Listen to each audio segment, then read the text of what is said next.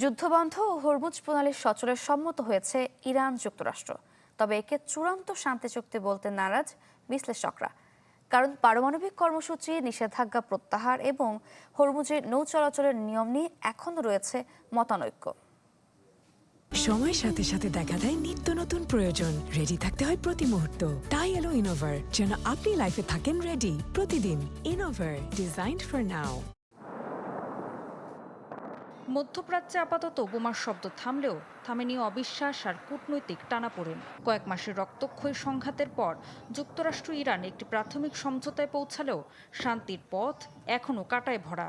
নিরাপত্তা বিশ্লেষকদের মতে এই সমঝোতা কোনো শান্তির গন্তব্য নয়, বরং দীর্ঘ এক অনিশ্চিত যাত্রা। আমরা বেশ কিছুদিন ধরেই একটি যুদ্ধবিরতির মধ্যে আছি, তবে সেটি অত্যন্ত ভঙ্গুর ও অনিশ্চিত। এই সমঝোতায় সবচেয়ে বড় বাধা হতে পারে ইসরায়েল।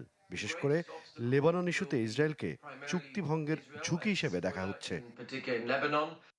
প্রশ্ন থেকে যাচ্ছে বিশ্বের অন্যতম জ্বালানি রুট হরমুজ প্রণালী নিয়েও।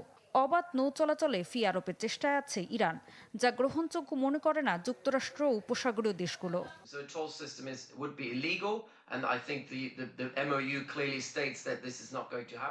খসড়া নথি বিশ্লেষণ করলে দেখা যায় ইরান প্রণালীর উপর নিজেদের সার্বভৌমত্বের দাবি জোরালো করার পাশাপাশি অবাধ নৌ চলাচলের জন্য সেবামূলক ফি আরোপের চেষ্টা করতে পারে। কিন্তু উপসাগরীয় দেশগুলো ও যুক্তরাষ্ট্র এ ধরনের পদক্ষেপকে গ্রহণযোগ্য মনে করে না, যা ভবিষ্যৎ আলোচনায় জটিলতা সৃষ্টি করতে পারে।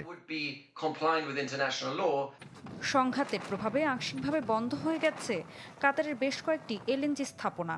বিশেষজ্ঞদের মতে পূর্ণ সক্ষমতায় ফিরতে ও ক্ষতি পোষাতে সময় লাগতে পারে কয়েক বছর। প্রশ্ন রয়েছে ইরানের পারমাণবিক কর্মসূচি নিয়েও।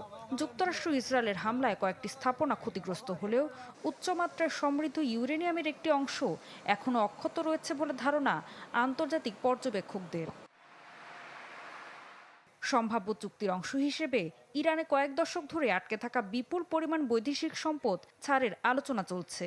তাই আপাতত যুদ্ধ থামার সম্ভাবনা তৈরি হলেও পারমাণবিক কর্মসূচি, হরমুজ প্রণালী নিয়ন্ত্রণ এবং নিষেধাজ্ঞা প্রত্যাহার, এই তিন প্রশ্নের উত্তরই নির্ধারণ করবে ওয়াশিংটন তেহরানের সম্পর্ক কোন দিকে এগোবে। ঋতু সাহা, চ্যানেল 24।